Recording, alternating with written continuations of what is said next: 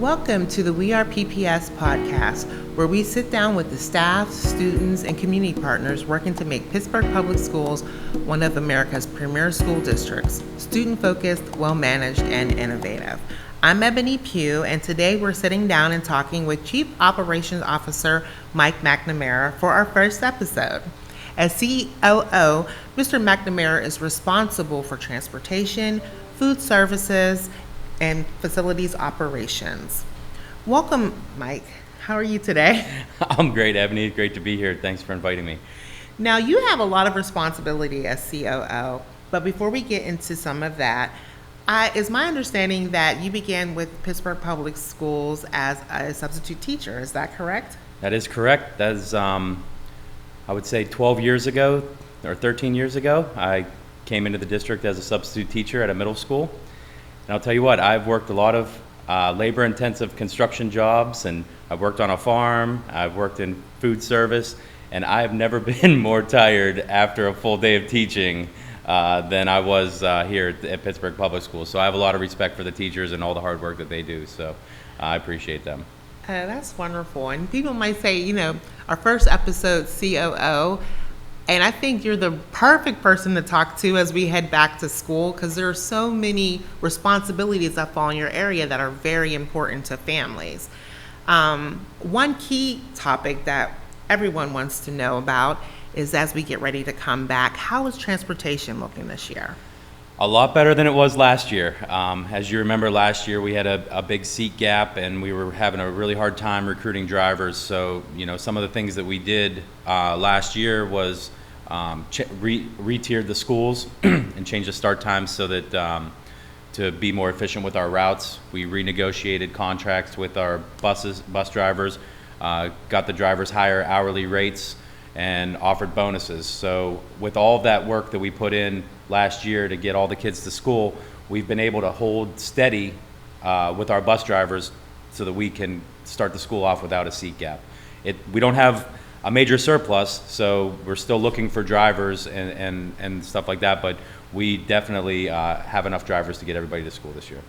Yeah, that's a good point. We want families to know that, as you said, we don't have a surplus, and so there can be challenges, right, when we have drivers who call off for reasons such as even COVID and COVID quarantines, right? Is that something that's a concern? Absolutely. It's always a challenge when drivers call off. It's always a challenge when anybody calls off to cover their workload. So a lot of times where bus companies, if they do have a driver that calls off, other drivers will fill in. So it may make some of the routes run a little bit later or and things like that, but we definitely will be able to get all the kids to school.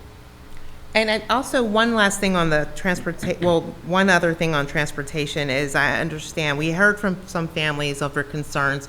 We had to go to a 3-tier schedule to support the buses, eliminating routes. And I think from hearing from families, we did make some tweaks to the tiers. You want to talk about that? So what we did, we received feedback from the schools that the 3rd tier was running a little bit too late. I think we were getting out about 4:20 or 4:15, and so we brought that back about 15 minutes on the 3rd tier so that students and staff could get out of the 3rd tier a little bit earlier. And another I think it's exciting, because I think it's going to change a lot of negative behaviors, is that last year the district conducted a pilot with Bus Patrol. And last month, the board approved expanding that partnership across all yellow school buses. Can you talk about Bus Patrol a little bit and tell us what that will do?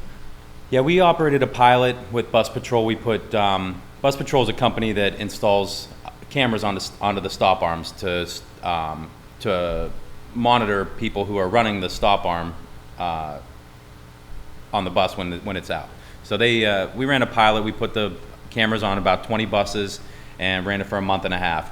And during that time, we had over 550 people run the stop arm, which is over 0.8 violations per bus per day, which is a lot when you think about how many kids are moving around the city during that time and how many people are just not really taking consideration for that stop arm. So the board approved us to put it on the rest of our buses. We have about 160 yellow buses that we're going to install these cameras on. The program will install a exterior camera on the stop arm, and if you run through the stop arm with your car, it will take a picture of your license, and then you will receive a citation in the mail for $300. Also, part of this program, they're going to install cameras inside the bus, a dash cam, and then 2 on the other side of the bus to monitor, actions and behaviors around the bus. So it'll be a really good program for us. Right, I think it's go a long way in ensuring student safety. So, Right. So another responsibility of yours is facilities operations. And how many total facilities are within the district? And what are some of the major facility projects underway this year? So I just looked it up this morning. We have 83 total buildings, and that includes schools, office buildings, annexes, auxiliary buildings in the district. So we maintain all those buildings every year. Some of the bigger projects we're doing this year, we're finishing up, one of the projects we're proud of is we're doing an energy savings project over at Allegheny. And as part of that project, we're actually using the energy savings to pay for the project over the life of the 20-year life of the project. So that project actually includes air conditioning and a lot of energy savings upgrades for the lighting and things like that. So that's a project we're proud of. It's the first time we've used that process for construction. We're also working through all of our buildings. We're using our ESSER funding, and we've hired a engineering consultant to go through all of our buildings and take a look at all of our HVAC systems and our ventilation and things like that to give us upgrade opportunities at the building. So we're also going to use some ESSER funding to add air conditioning and upgrade the ventilation in a bunch of our buildings coming up too. I know that makes a lot of families and staff happy to Yes. hear. I'm amazed each year by the work completed by our facilities and operations staff to get schools ready for when kids return. From deep cleaning to lead testing, can you provide families a little insight into what the team is doing to get buildings ready? Well, every year our custodians who do a great job, and anybody who walks into our buildings on day one of that school can see those floors shining, and they take a lot of pride in doing that. But basically every year, every room gets emptied out, deep cleaned, floors waxed, everything wiped down, lockers, and then put back together, to get ready for school. Some of the other things we've been doing is we've been lead testing all of our water fixtures and making sure that all those are safe for the students, and that's an ongoing process over this summer. It'll be complete before school starts, and any problems that we come up with will be fixed. And just overall readiness of getting the buildings safe and cool and comfortable for the kids. And can you also talk about the steps the team takes to help mitigate the spread of COVID-19 and the response when a positive case of COVID-19 has been reported to have entered the facility? So when the pandemic started, we went through and upgraded all of our air filters and our ventilation system. So we increased the filtering capacity of all the systems so they could filter better wherever was possible. So, and we have been logging and monitoring all the filter changes and doing them regularly to make sure that the air coming into the spaces are clean. And then the other thing we've done, we've bought air purifiers. We put them in the main offices and in the cafeterias to, some of the areas where more people might be grouped in to help clean some of the air. And then if, as part of our COVID response, if we do find a positive case, we have, they're called electrostatic sprayers, or we call them the Ghostbuster team, and they come in and they'll actually spray the whole area down where there was a positive case, so that way it's clean and ready for students the next day. And we're able to respond almost immediately as soon as students are out of the building, and able to clean and wipe down everything and have it ready. Yeah, they truly are a great team, and they take a lot of pride in their work. Yeah. And we're grateful for everything that they do.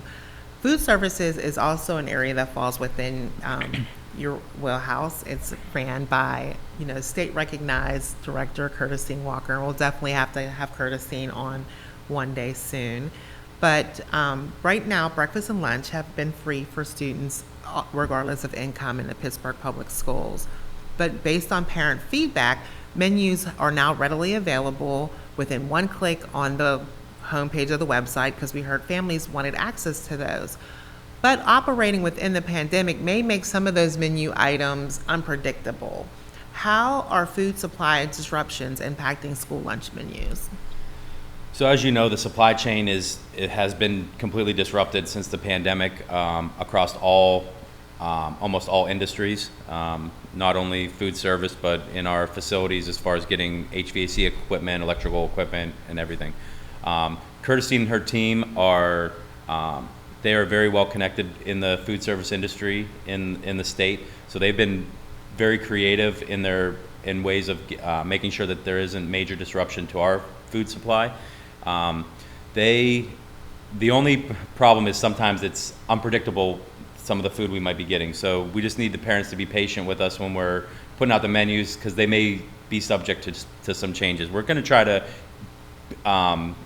keep up with what we're putting on the menu, but there may be some unpredictable changes going forward. So we just need some patience from the families. And like industries across the country, our Pittsburgh Public Schools has been impacted by the workforce shortage, food supply disruptions, and many of your departments are feeling the strain as it comes to hiring employees. Can you share some of the opportunities that exist for those seeking employment? Yeah, we have, just like you said, we are facing staffing shortages across the board. We have currently we have openings for school police officers, school security officers, custodians, food service workers. We have an opening in our facilities department for a plan and code reviewer, and we are always looking for substitute teachers and other substitutes for our food service department and our custodial department. Right. So if you're looking for employment, be sure to visit our website, pghschools.com/careers.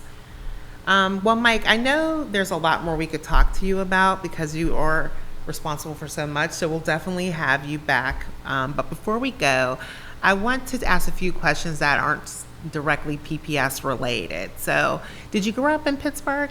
I actually grew up in Erie, Pennsylvania, just north of us. So I went to General McLean Lancers. Got to shout out my alumni here, but yeah, I'm from up north, and I spent my whole life up in Erie. Oh, okay. So that what brought you to Pittsburgh? Well, I came down for school, and then I just stayed here and enjoyed it. Oh yeah, that's great. And did you do anything fun this summer? Well, I have two kids. They're in first and second grade, and actually my wife is also a principal at one of our middle schools. So we just spend a lot of family time together. We spend time out in the yard. My kids love to dig in the dirt, and can't get enough of it. And so we just spend a lot of family time together, and we're just having a good time. Yeah, well, it's hard. Like, we enjoy our summers and when school, breaks, but it's always so exciting when the kids come back. So I know you're doing a lot of work to get our facilities ready and make sure students are safe. And so we really thank you. Thank you for spending time with us today. No problem. It's a pleasure to be here. All right. Thanks.